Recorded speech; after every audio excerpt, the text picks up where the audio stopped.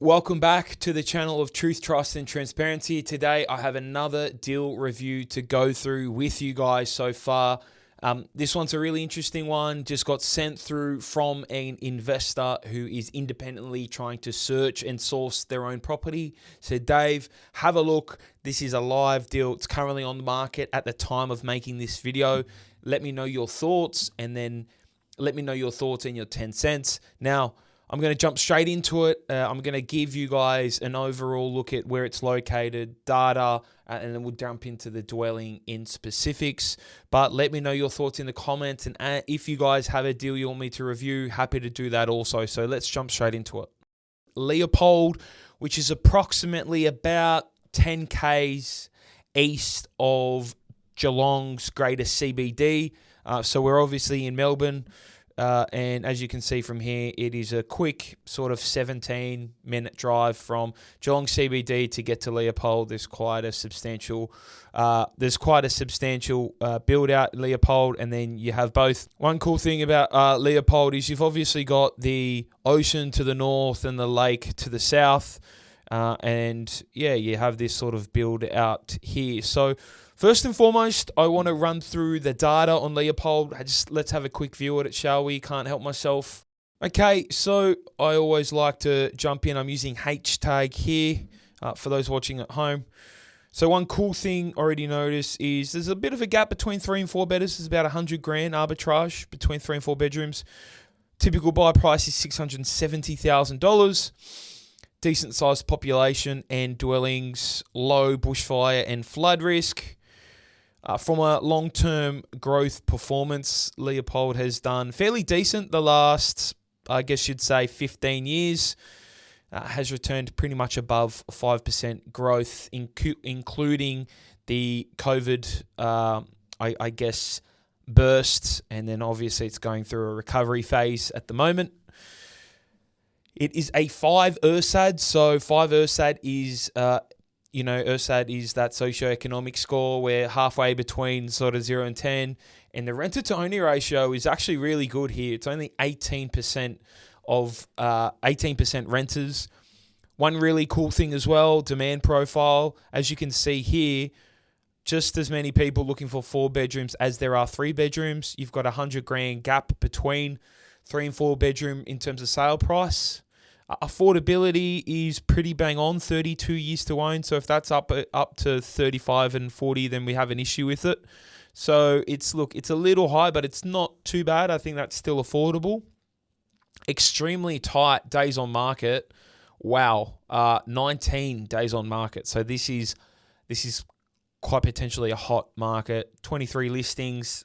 One thing I really like already, hold period is 10.5 years. So obviously, if people are getting in there and holding for a long amount of time, it tells you that it is a place where owner-occupiers want to live, which is what we as investors want. We don't want a high sale and changeover rate. Stock on market's falling. Inventory's quite flat. Vacancy rate is a bit up and down. However, there's only, it looks like 4 vacancies, so not an issue. And days on market for the last 14 months has been decreasing. So it looks like it is quite a warm market, and it has a 10.5 year hold period. So actually not a bad market from a data perspective, high level. So let's dig into this listing. It is 681 Bellarine Highway, Leopold, Victoria. It's a 4-bed, 1 bath and 6 car. This is what I hate about real estate agents. 6 car. It doesn't have a garage, but I love that they just put it there. So it's a very large block, 1,089 square meters. Let's have a look at the listing photos to see if there's anything we can pick up originally. I've already spotted if you're a savvy investor, you've already spotted what the issue is, but we'll get to it in a bit. So this looks like the front of the house, not too bad. The rear yard has, this house has some sort of 2-story extension and a very peculiar, it almost looks like a retaining wall, but it's not. And it's too big to be a pool. Mature trees away from the house so that doesn't frighten me. It is next door to a tennis complex and a park, and it looks like A skate park? Yeah, okay. Massive sporting confidence. So for me already, this is going to be a red flag. The reason is because obviously if there's any antisocial behaviour in the area, this is sort of where it would occur. You've also got bright tennis floodlights. So, if people are playing tennis on there 3, 4, 5 nights a week and you're trying to sleep and you've got these large floodlights, that could definitely be a huge issue. So already I don't like that proximity. If I was, for example, over here in one of these streets, it'd be a little bit better, So I have a little bit of a buffer compared to being right here and next to it. But it's close proximity to the places in Leopold that you'd want to be. It's the interesting backyard. Front yard. Backyard. Now, I know what this is.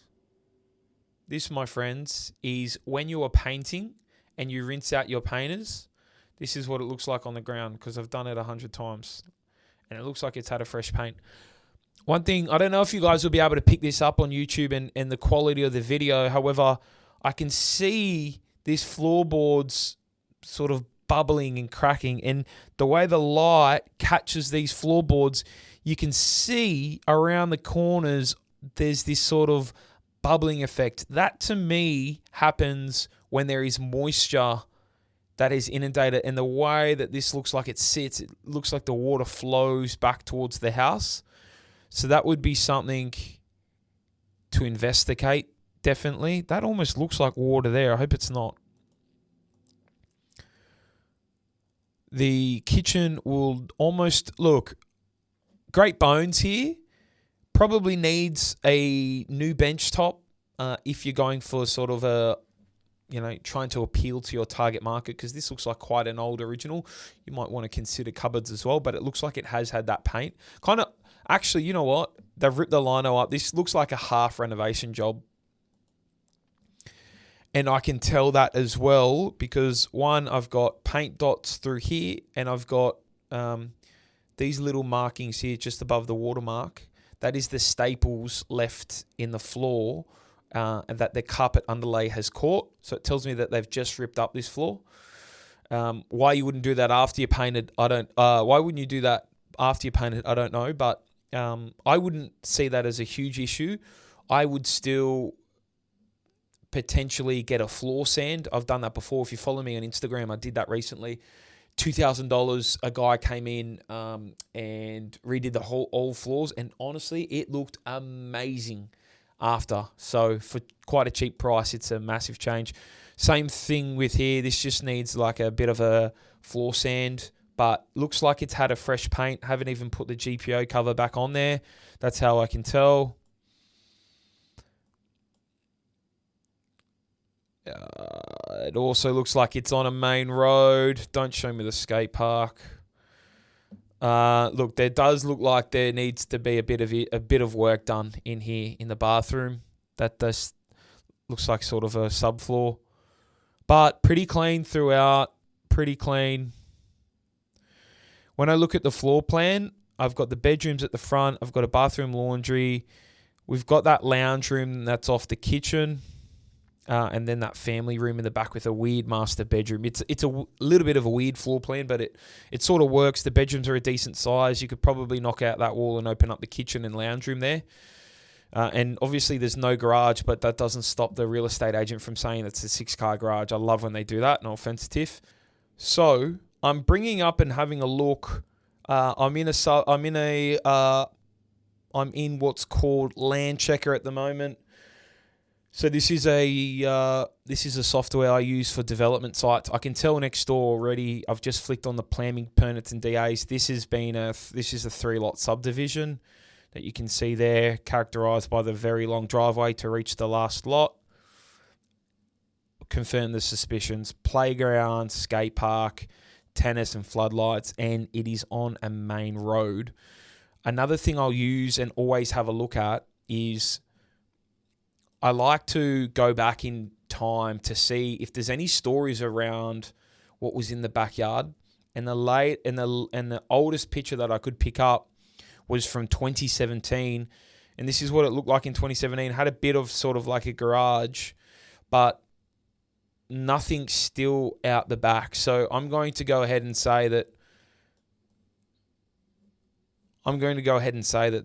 that's probably not a pool or anything. And if it was any sort of structure there, if it was a pool and the ground was, say, sinking, that was 8 years ago, and it still looks in decent condition after 8 years, and there's been no sort of land sinking or anything. So that sort of eliminates that there. The house is also the same footprint. So that extension as well, I know was done pre or in 2017, because if I flick to 2025, you'll see even the deck was still there. So it's all still the same. Even the water tank by the looks of it. So not too bad. If I go on Google Maps, now my main issue is this, and the reason why I'm going to give it a no deal. So this is the house here, as we can see. This is 2023. We're on a main road, guys. I would avoid this. I mean, look, even the thing for a development site, right? What is this house listed for? Listed for 5 to 550. So even as a development site, what you need to understand too is that you might save some money picking up the site cheaper. You know, you might save, say, 50 grand below market value picking it up because it's on a main road. But what you need to understand is that you might also have to then discount the townhouses or the dwellings that you've got in there because it's in and off a main road. You know, it's going to be noisy. You've got the tennis courts and everything next to it. You've got cars screaming past that, you know, what's my speed here?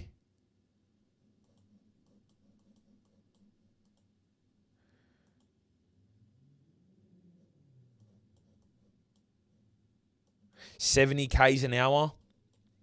You've got cars screaming past at 70 k's an hour. So it's not, you know, that's not attractive for families to be in there and live in it. So you might say, oh yeah, I'll pick it up 50 grand under. But at the end of the day, if you've got to sell your 3X townhouses or 3 dwellings at a 50k price, you've bought it for 50 grand below, but it's cost you 150 grand in GRs and resales, which means your margins are actually even tighter compared to if it was just a normal suburb. So for me, look, the suburb and data doesn't look too bad, looks good. I just think the location of this one could be better. One, proximity to these sorts of facilities, noise, light, antisocial behavior risk. And on a main road, I would say no, but I'd say keep looking in the suburb and try to get a few streets back into one of those quiet areas for your next one. But that's my review. Let me know thoughts, queries in the comments. Appreciate it, guys.